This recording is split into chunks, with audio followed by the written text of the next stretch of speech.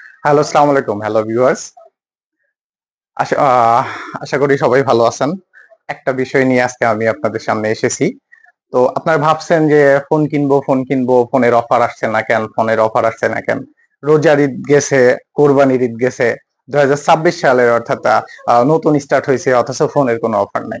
তো এই বিষয়টা নিয়ে আজকে একটু ক্লিয়ার করব। আ তো বিষয়টা একদমই সিম্পল। ২০২৬ সালের শুরু থেকে প্রত্যেকটা প্রোডাক্টের দাম বৃদ্ধি পেয়েছে প্রায় ৩ থেকে ৪, ৪ থেকে ৫,০০০, ৭,০০০ পর্যন্ত। তো প্রত্যেকটা প্রোডাক্টে এমন ভাবে বৃদ্ধি পেয়েছে, অর্থাৎ আপনি ভেবেছেন যে আজকে প্রোডাক্টটি পারচেজ করবেন।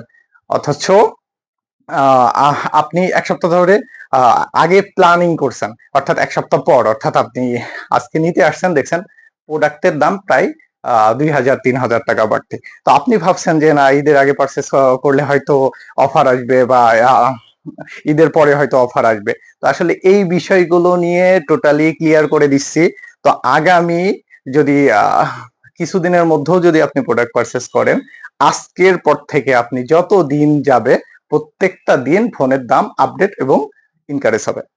তো এখন এই বিষয়টা ক্লিয়ার করি যে আপনি ভাবছেন যে আগামী মাসে আমি ফোন কিনবো। কিন্তু আগামী মাসে আপনি ফোন কিনবেন, আজকে ভাবছেন এই প্রোডাক্টটা সিলেক্ট করে রাখছেন আমি আ আ Honor এর এই ফোনটা কিনবো অথবা Samsung এর এই ফোনটি আমি পারচেজ করব। তো যেই ফোনটি আপনি সিলেক্ট করে রাখছেন আপনার বাজেট অনুযায়ী দেখবেন ৫ থেকে ৭,০০০ টাকা বৃদ্ধি পেয়েছে।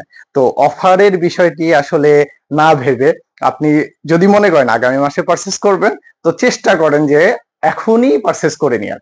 কারণ একটাই, কারণ আপনি আজকে যে প্রোডাক্টটি ১৫,০০০ বা ২০,০০০ এ পারচেজ করবেন আগামী মাসে সেটি হচ্ছে আপনার ২৪, ২৫ বা ১৮, ২০ এ পারচেজ করা লাগবে।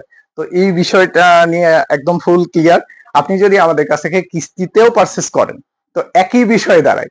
আপনি আজকে কিস্তির প্রফিট দিয়ে যে প্রোডাক্টটি আপনি পারচেজ করবেন অর্থাৎ আগামী মাসে গিয়ে কিস্তির প্রফিট এবং হচ্ছে ফোনের অরিজিনাল দাম মিলে ২ টা মিলে একদম ক্লিয়ার মানে সমানে দাঁড়াবে অথবা আপনি কমে কিনছেন আপনিই জিতছেন। অর্থাৎ দেরি না করে দ্রুত আপনার শখের প্রোডাক্টটি পারচেজ করে ফেলুন। ধন্যবাদ।